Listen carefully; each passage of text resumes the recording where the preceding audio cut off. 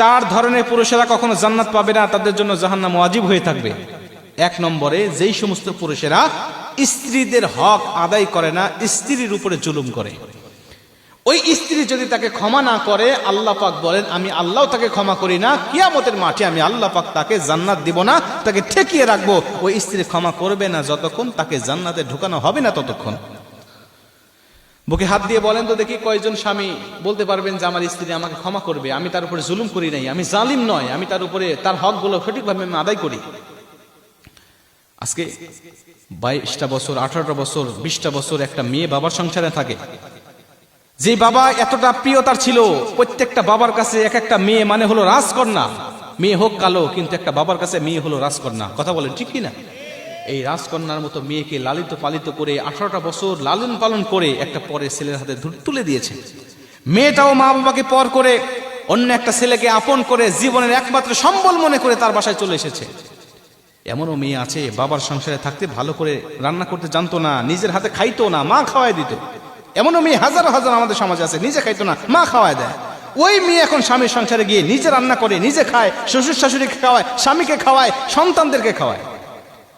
এতটা কষ্ট করে রান্না করে যদি ওই রান্নার মধ্যে যদি একটু তরকারি যদি স্বাদ কম বেশ হয়, একটু ঝোল বেশি হয়েছে, লবণ কম হয়েছে, ওই গরম তরকারি মুখের উপরে ছুঁড়ে মারতেও আমরা অনেক পুরুষ দ্বিধাবোধ করি না। কথা বলেন ঠিক কি না?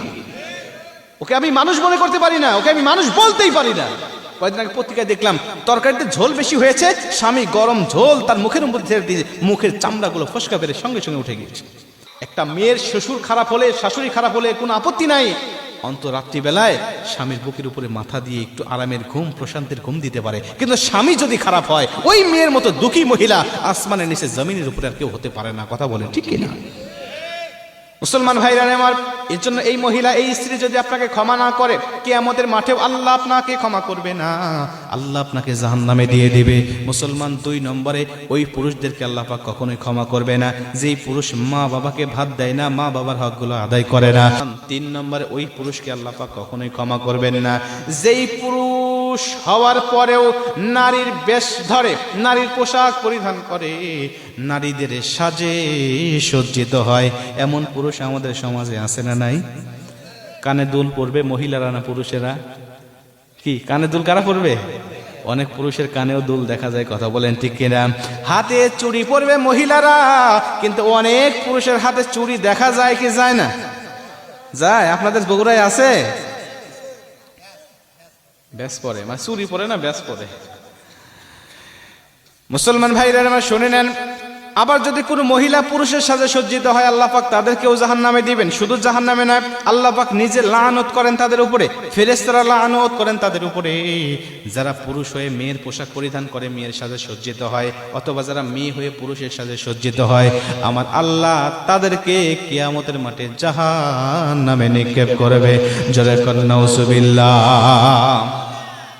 মুসলমান ভাইরা আমার, খুব মনোযোগ দিয়ে শুনে নেন। 4 নম্বরে, ওই সমস্ত পুরুষদেরকে আল্লাহ পাক কিয়ামতের মাঠে জাহান্নামের মধ্যে ঢুকাবেন, তাদের জন্য কোনো ক্ষমা হবে না।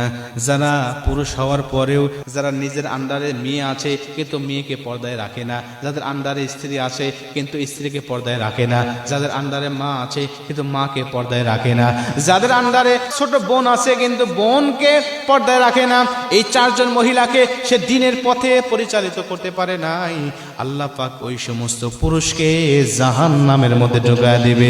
জোরে করে নাউজুবিল্লাহ। এই জন্য দায়ুস হওয়া যাবে না। আপনার আন্ডারে যেই থাকুক না কেন, আপনি তাকে পর্দার সাথে পরিচালিত করবেন, আল্লাহ পাক অবশ্যই আপনাকে উত্তম প্রতিদান দান করবেন। জোরে করে সুবহানাল্লাহ।